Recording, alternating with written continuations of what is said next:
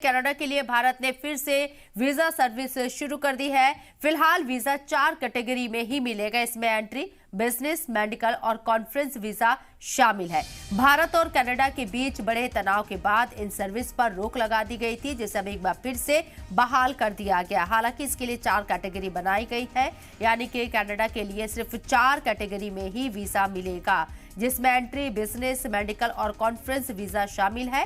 भारत और कनाडा के बीच बढ़े तनाव के बाद इन सर्विस पर रोक लगा दी गई थी, जिसे अब एक बार फिर से यहां बहाल किया गया है। वाज़ेह रहे कि खालिस्तानी मूवमेंट की वजह से जो एक तनाज़ा शुरू हुआ था, उसके बाद ये तमाम चीजें मुतासिर होती हुई नजर आई थी और यहाँ काफी ज्यादा टकराव नजर आ रहा था। वीजा सर्विसेज को लेकर भी रोक लगा दी गई थी, लेकिन अब कनाडा के लिए भारत ने एक बार फिर से वीजा सर्विस को शुरू कर दिया है। फिलहाल ये वीजा 4 कैटेगरी में दिया जाएगा, जिसमें एंट्री, बिजनेस, मेडिकल और कॉन्फ्रेंस वीजा शामिल है।